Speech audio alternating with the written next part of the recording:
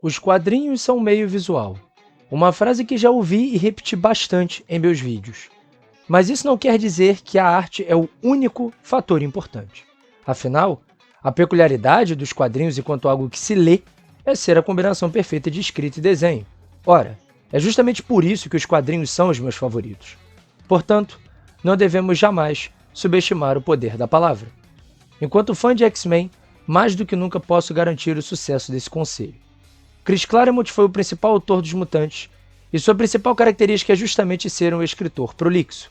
Diálogos elaborados, balões de pensamentos e narrações tomam as páginas dos quadrinhos mutantes. Inclusive, vídeos de youtubers brasileiros de quadrinhos criticaram isso, reclamando do excesso de palavras, do iogurte com balão de pensamento ou do dramalhão claremontiano. Mas mal sabem eles que é justamente esse texto extenso que nos fez reconhecer os X-Men imediatamente ao ver uma mera frase falada por eles. O que deu cara aos mutantes, permitindo que eles sejam personagens diferentes uns dos outros, com uma consistente trajetória de desenvolvimento, não foi só a arte espetacular de Byrne, Silvestre e Lee. Foi o diálogo, foi o pensamento, foi a narração, foi Chris Claremont. Mesmo quadrinhos pós-anos 2000 podem nos mostrar isso. Volte para o Demolidor de Brian Michael Bendis e perceba que as histórias são bem simples, mas os diálogos, as vozes dos personagens Matt, Mila, Rei do Crime, dentre outros, são as que fazem o brilhantismo de sua passagem pelo Homem Sem Medo. Em particular, a edição com uma reunião de vizinhança exemplifica bem o que estou falando.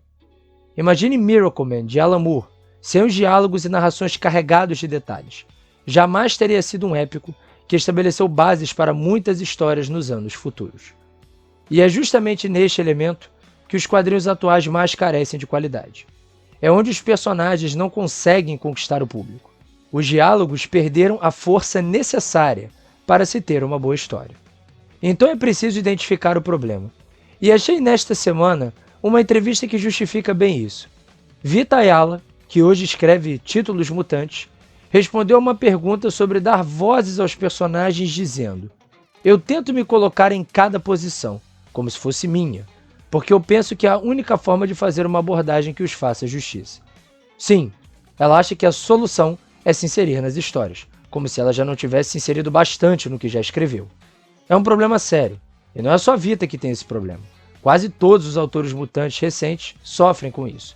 E logo em quais histórias, né? Justamente naquelas em que mais aprendemos a reconhecer o poder de um bom diálogo. E hoje, com a festa de adaptações de quadrinhos para o cinema, o que acaba acontecendo? Filmes valorizam cada vez menos os diálogos. Quando encontramos uma fala como a da Tia May sobre um herói em Todos Nós, ou a de Noturno para a Tempestade sobre a importância da fé nos filmes modernos. Difícil, pois hoje em dia, raramente saímos do imbecil "você é espetacular" de Tobey para Andrew. E como a cultura molda a sociedade, se nossos filmes e quadrinhos desvalorizam o poder do diálogo, eventualmente as pessoas também irão. E isso, com certeza, não é um mundo que gostaríamos de viver. Na lata, valorizando o poder da palavra.